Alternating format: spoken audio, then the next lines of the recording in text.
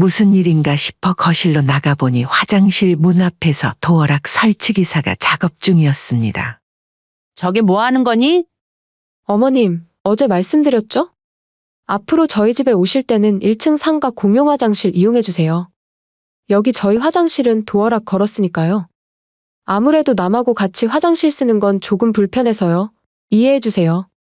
수진아, 너 지금 뭐라고 했니? 한겨울에 나보고 화장실 나가서 쓰라고? 지금 진심이야? 그게 왜요? 어머님도 고집 부리지 마시고 남의 집에 왔으면 규칙을 따라주셔야죠.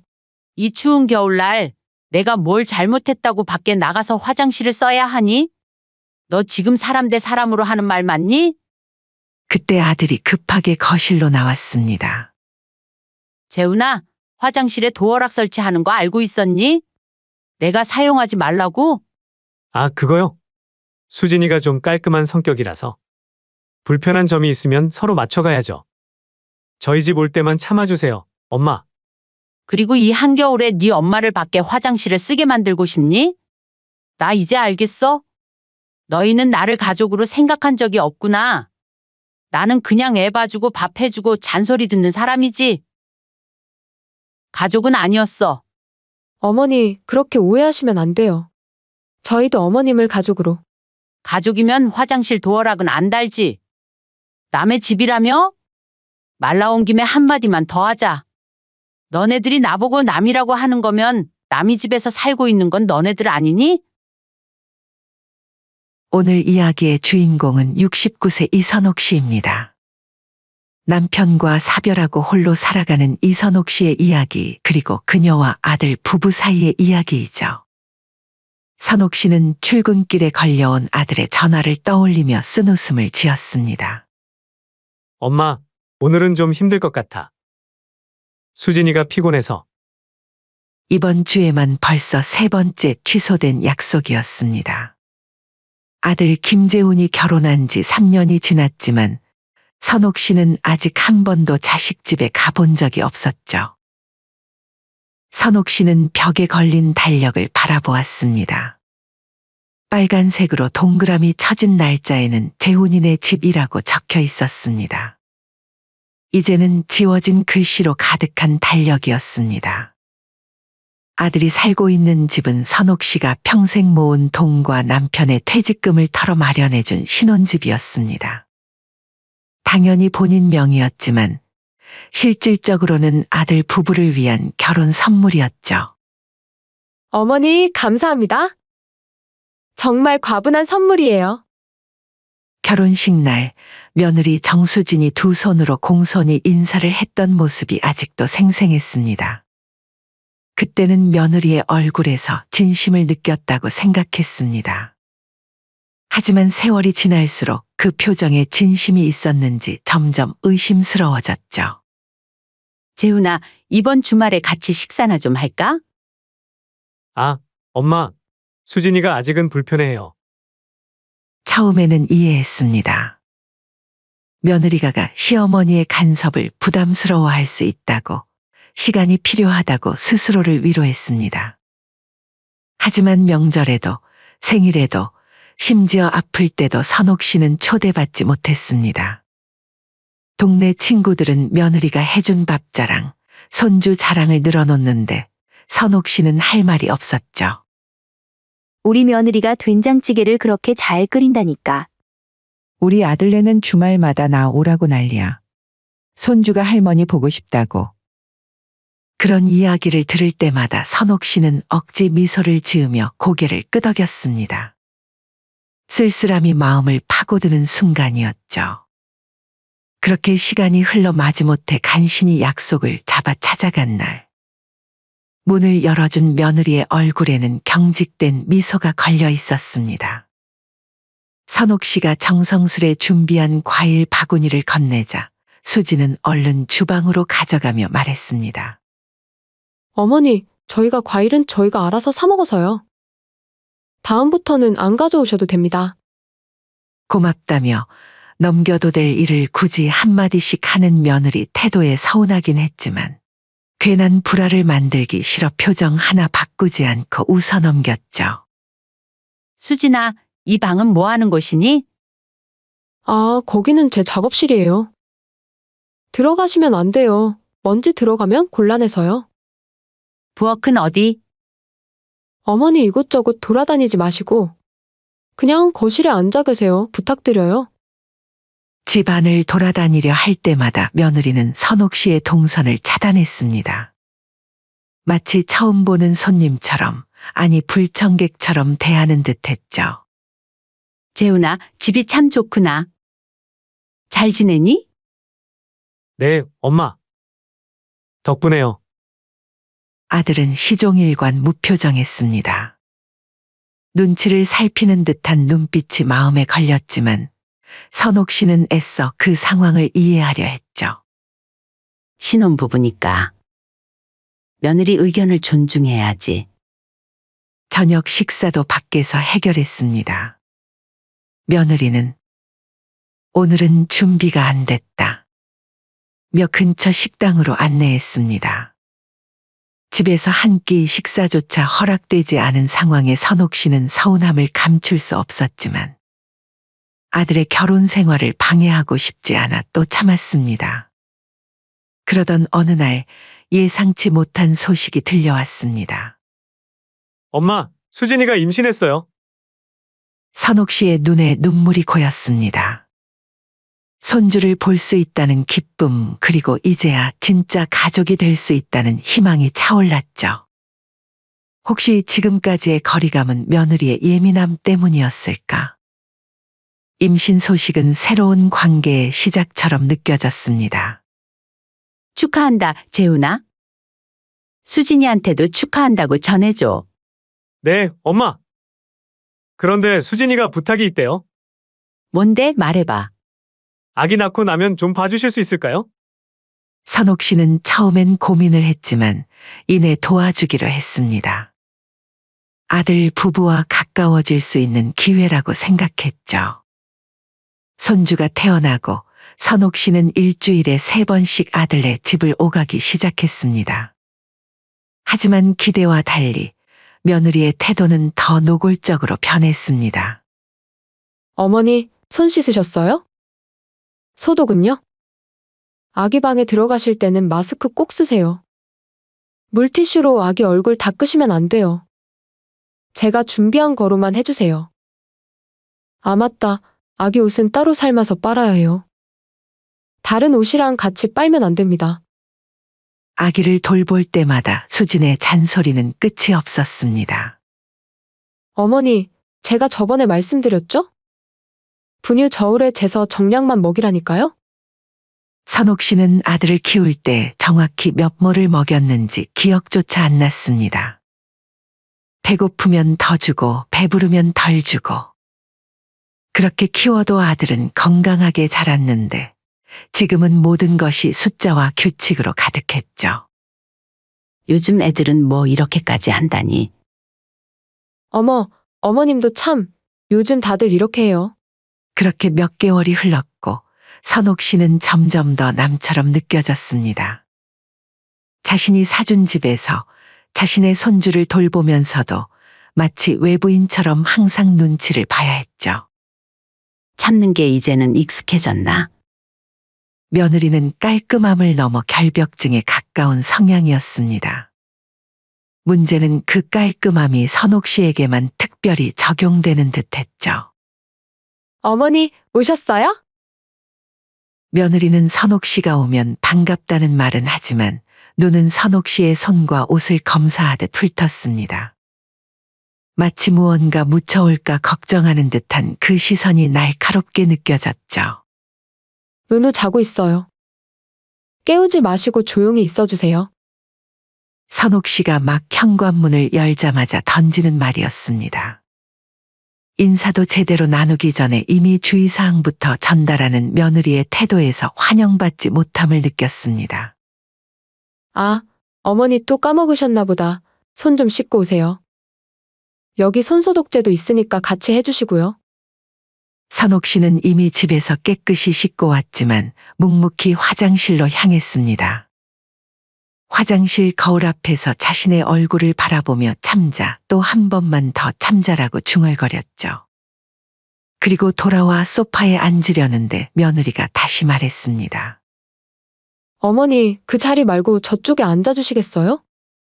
그 자리는 은우가 앉는 자리예요. 선옥 씨는 이제 참기로 했던 마음이 슬슬 흔들리기 시작했습니다.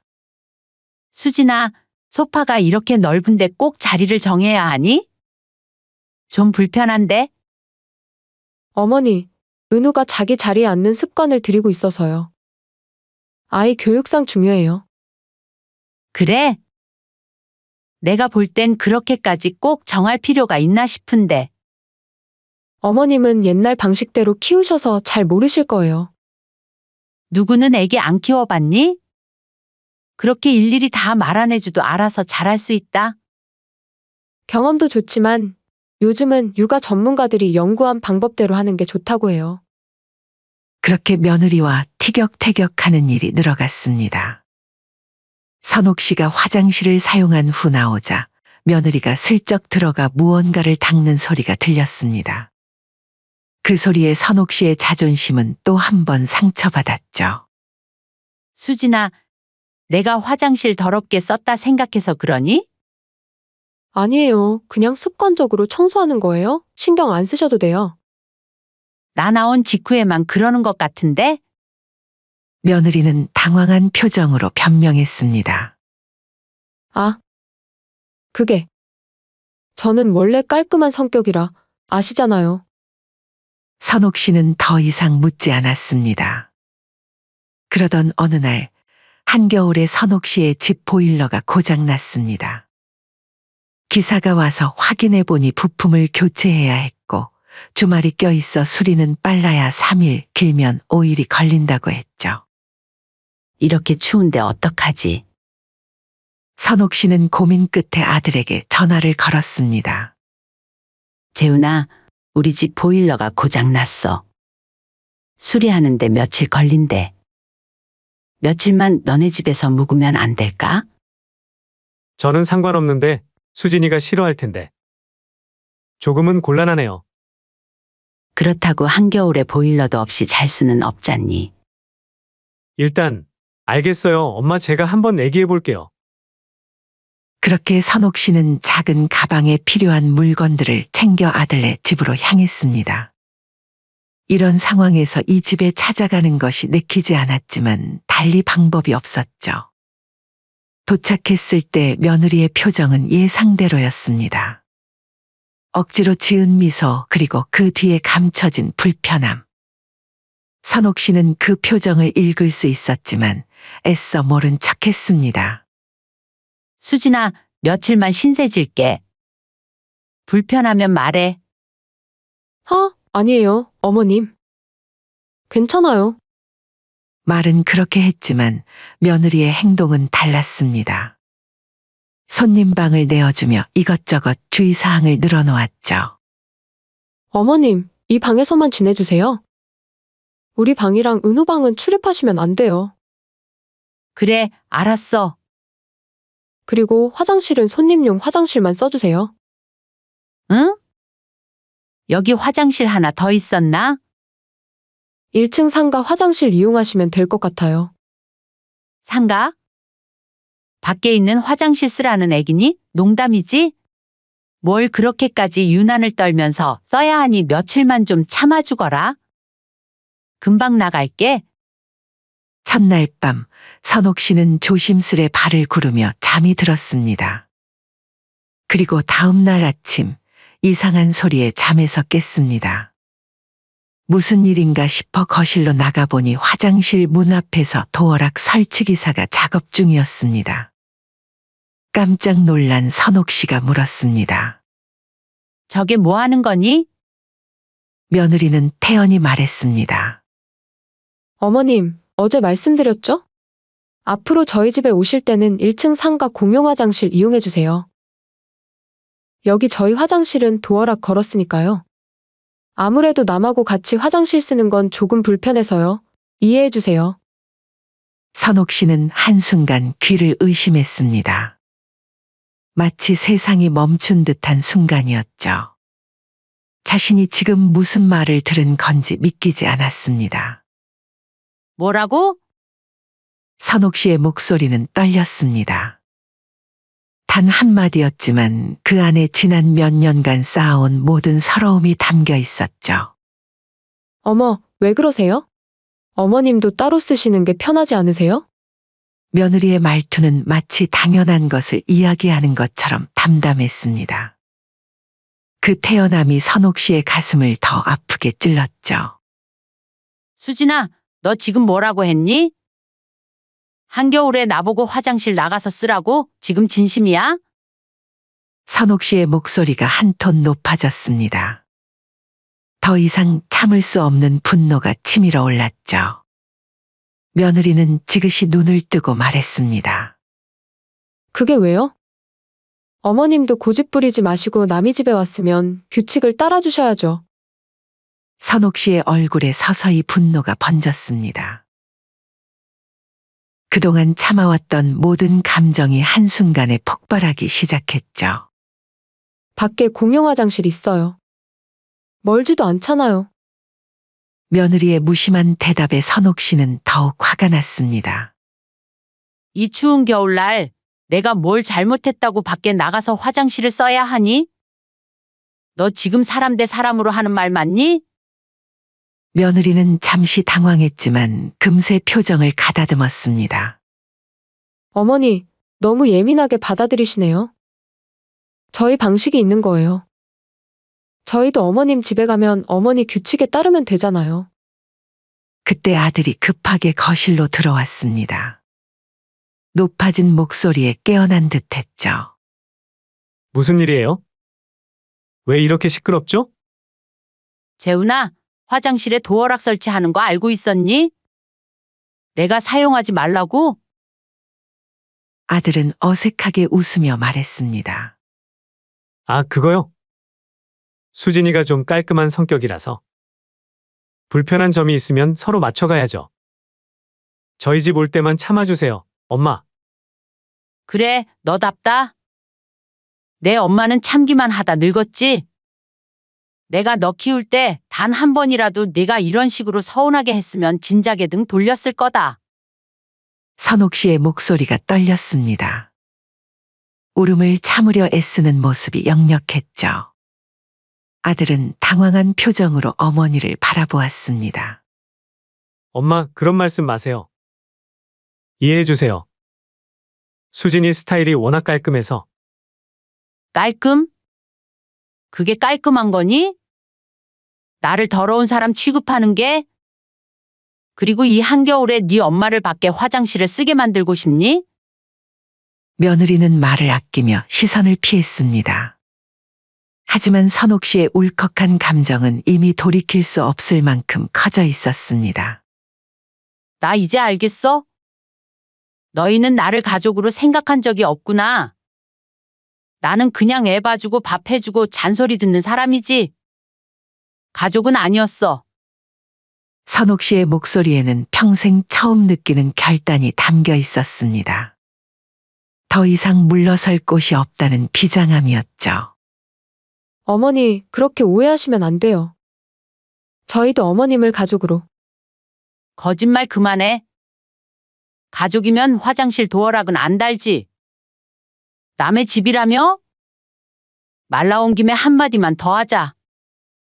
너네들이 나보고 남이라고 하는 거면 남의 집에서 살고 있는 건 너네들 아니니?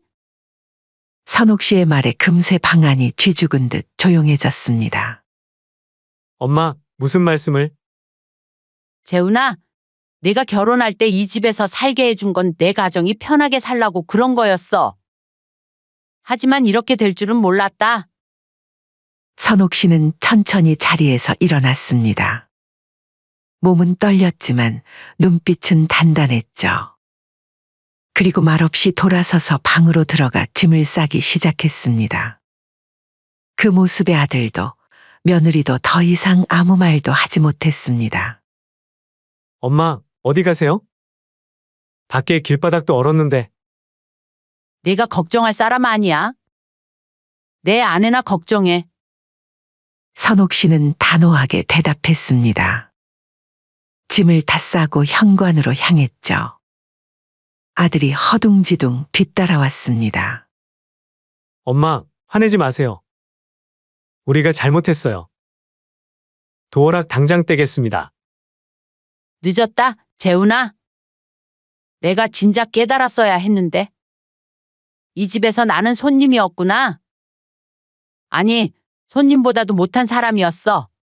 엄마, 이제 와서 그런 말 듣고 싶지 않다. 몇 년 동안 느낀 서러움이 하루아침에 없어질 것 같니? 선옥 씨는 현관문을 열었습니다. 차가운 겨울바람이 얼굴을 때렸지만 마음은 오히려 단단해졌죠. 어디 가실 건데요? 어머니? 호텔 예약해 드릴게요. 며느리의 말에 선옥 씨는 차갑게 웃었습니다. 걱정 마. 내 집이 따로 있으니까. 내 명의로 된 집. 그 말을 남기고 선옥 씨는 집을 나섰습니다. 눈이 내리는 밤거리를 걸으며 쉬이 진정되지 않는 마음을 달래려 했죠. 전화기가 계속 울렸지만 선옥 씨는 받지 않았습니다. 호텔에 체크인한 선옥 씨는 그날 밤 한숨도 자지 못했습니다. 그동안 자신이 어떻게 살아왔는지, 왜 그렇게 참고 살았는지 생각했죠. 아들을 위해서였을까? 아니면 단지 혼자 외로워지는 것이 두려워서였을까요? 그리고 다음 날 아침, 선옥 씨는 결심했습니다. 더 이상 자신의 인생을 희생하지 않기로 말이죠. 아들에게 짧은 문자를 보냈습니다. 집에 돌아가지 않을 거야. 그 집 내놓을 거니까. 한 달 안에 이사 준비해. 그 길로 바로 부동산에 들러 말했습니다. 시세보다 싸게라도 팔 테니 바로 매물 내주세요. 부동산 중개인은 놀란 표정이었지만 선옥 씨의 단호한 눈빛에 더 이상 묻지 않았습니다. 3일 뒤 매수자가 나타났고 계약은 금방 진행됐습니다. 그리고 아들에게 짧은 문자가 날아갔습니다. 그 집 팔았다. 계약 끝났다. 한 달 안에 짐 정리해. 아들의 다급한 전화가 계속 왔지만 선옥 씨는 받지 않았습니다. 며느리의 전화도 무시했죠. 이제는 자신의 삶에 집중하고 싶었습니다. 그러나 사흘 후 아들과 며느리가 직접 선옥 씨의 집을 찾아왔습니다. 현관벨이 울렸지만 선옥 씨는 열어주지 않았습니다. 그러자 아들이 문 밖에서 소리쳤습니다. 엄마! 문 좀 열어주세요. 우리 얘기 좀 해요. 한참을 망설이다 선옥 씨는 결국 문을 열었습니다. 아들과 며느리는 창백한 얼굴로 서 있었습니다. 며느리의 눈은 울어서 붉어져 있었죠. 들어와. 선옥 씨는 짧게 말했습니다. 셋은 거실에 앉았지만 무거운 침묵만이 흘렀습니다. 결국 아들이 먼저 입을 열었습니다. 엄마, 어떻게 그럴 수 있어요? 우리한테 한마디 상의도 없이 집을 파시다니? 상의? 내가 왜 가족도 아닌 너네들하고 상의해야 하니? 하지만 우리가 살고 있잖아요. 너희는 그동안 내가 없는 것처럼 살았잖니? 내가 그 집을 판다고 해도 너희 삶에 아무 영향 없을 줄 알았지? 며느리가 울먹이며 말했습니다. 어머니, 어떻게 자식을 집에서 쫓아낼 수 있어요? 우리가 가족 아니에요? 선옥 씨는 웃지도 않고 말했습니다. 가족이면 화장실 도어락은 안 달지. 남의 집이라며? 웃기는구나. 그 순간 아들은 아무 말도 하지 못하고 고개를 떨궜습니다. 며느리는 울며 매달렸지만 선옥 씨의 마음은 이미 돌아설 수 없을 만큼 멀리 와 있었습니다. 어머니, 잘못했어요. 제가 너무 이기적이었어요. 도어락도 이미 떼었어요. 다시 예전처럼 지내요. 네? 예전처럼? 예전이 어땠는데? 내가 나를 사람 취급이라도 했니? 선옥 씨의 차가운 말에 며느리는 더 이상 아무 말도 하지 못했습니다. 아들이 다시 애원했습니다. 엄마, 우리 정말 반성하고 있어요. 한 번만 더 기회를 주세요. 반성? 몇 년 동안 쌓인 서운함이 며칠 만에 없어질 것 같니? 이제 와서 화장실 도어락을 떼는 게 무슨 의미가 있을까? 선옥 씨는 한숨을 내쉬었습니다. 이제는 더 이상 돌이킬 수 없었습니다. 그동안 참아왔던 모든 것들이 한순간에 무너져 내렸고 그 자리에는 새로운 자신이 서 있었죠. 얘들아, 난 이미 결정했어. 내 인생의 남은 시간은 나를 위해 쓰고 싶구나. 어머니, 아들 부부의 눈에 눈물이 고였습니다. 뒤늦게 자신들의 잘못을 깨달은 듯 했지만 이미 때는 늦었습니다. 선옥 씨는 단호했습니다. 이제 돌아가. 계약금은 다음 주에 변호사를 통해 보낼게. 아들과 며느리는 더 이상 할 말을 찾지 못했습니다. 결국 둘은 고개를 숙인 채 집을 나섰고 선옥 씨는 문을 닫았습니다. 문이 닫히는 소리가 마치 지난 세월과의 작별 인사처럼 들렸습니다.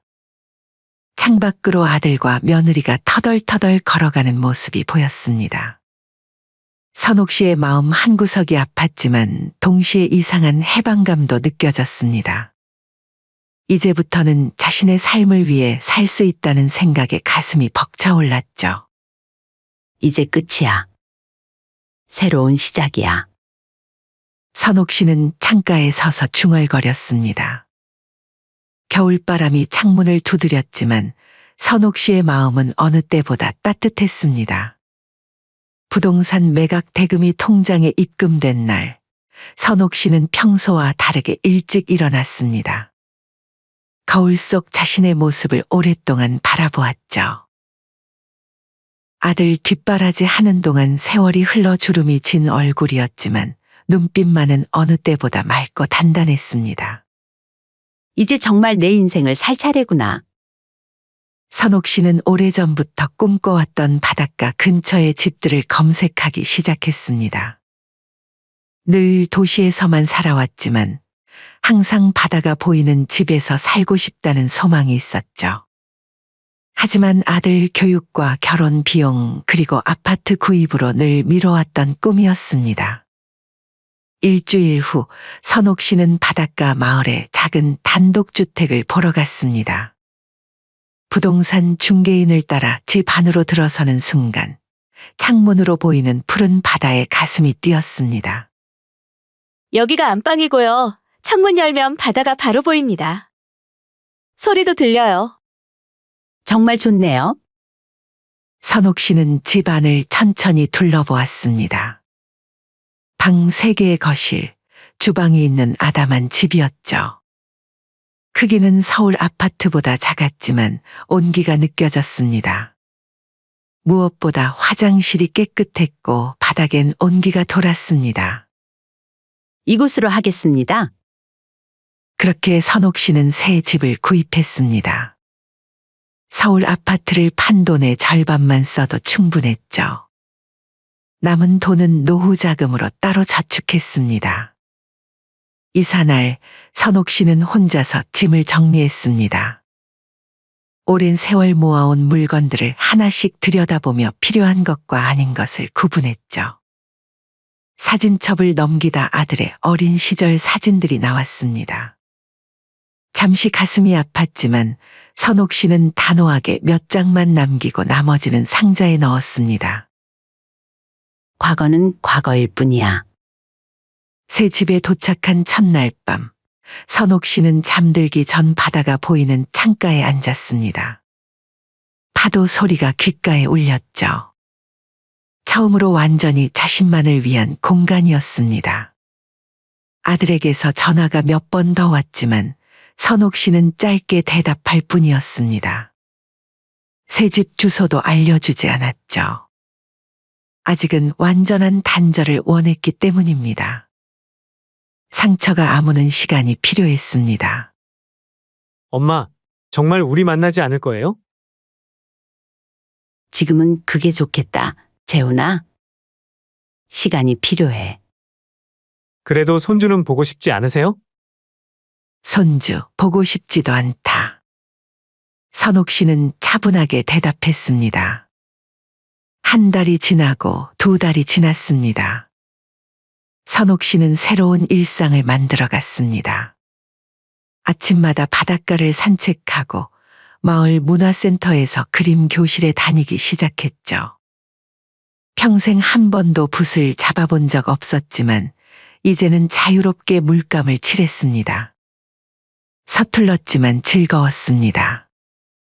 문화센터에서 비슷한 또래의 친구들도 생겼습니다. 함께 차를 마시고 이야기를 나누는 시간이 쌓여갔죠. 아이들 자랑, 손주 자랑이 아닌 자신의 취미와 꿈에 대해 이야기하는 시간이었습니다. 선옥 씨는 그림 실력이 늘었네요. 타고난 소질이 있나 봐요. 아이고, 어디요? 그냥 마음 가는 대로 그리는 거예요? 선옥 씨는 이런 소소한 일상의 행복을 처음으로 느꼈습니다. 누군가의 어머니, 누군가의 할머니가 아닌 그저 이선옥으로 살아가는 기쁨이었죠. 어느 날 변호사를 통해 짧은 편지를 썼습니다. 자신의 유언장을 작성한 것이었죠. 그리고 이렇게 적었습니다. 향후 남은 재산은 사회장학재단에 전액 기부함. 가족 없음. 펜을 놓는 순간 선옥 씨는 무거운 짐을 내려놓은 듯한 해방감을 느꼈습니다. 그동안 자신을 올가매던 의무에서 벗어나는 기분이었죠. 6개월이 지난 어느 날 선옥 씨의 집 초인종이 울렸습니다. 예상치 못한 방문객이었죠. 문을 열자 아들이 서 있었습니다. 혼자였습니다. 엄마, 선옥 씨는 잠시 망설이다 문을 열어 아들을 들였습니다. 거실에 앉은 아들은 예전과 달리 초췌해 보였습니다. 어떻게 여기를 알았니? 변호사님께 부탁드렸어요. 꼭 뵙고 싶어서. 아들은 고개를 숙인 채 말을 이었습니다. 엄마, 저 많이 반성했어요. 정말 죄송합니다. 반성? 뭘 반성했는데? 엄마를 가족으로 생각하지 않고 항상 제 편의대로만 생각했던 거요. 엄마가 얼마나 서운하셨을지 이제야 조금 알 것 같아요. 선옥 씨는 아들의 말을 묵묵히 들었습니다. 진심이 느껴졌지만 감정이 크게 흔들리지는 않았습니다. 이미 많은 것을 내려놓았기 때문이었죠. 수진이는? 저희 잠시 떨어져 지내고 있어요. 많은 대화를 나눴는데 서로 맞지 않는 부분이 있더라고요. 선옥 씨는 놀랐지만 크게 동요하지 않았습니다. 그저 고개를 끄덕였을 뿐이었죠. 엄마, 다시 한 번만 기회를 주세요. 제가 이제 잘할게요. 재훈아, 지금 내 삶이 행복하단다. 너와 함께 하든 그렇지 않든 내 삶은 내가 책임지고 가꿔 나갈 거야. 아들은 천천히 고개를 들었습니다. 어머니의 달라진 모습에 놀란 듯했죠. 이제 가볼게요. 가끔 찾아와도 될까요?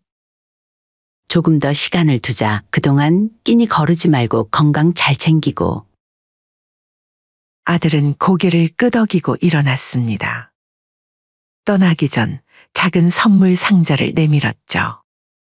생신 선물이에요, 엄마. 선옥 씨는 선물을 받아들고 아들을 배웅했습니다.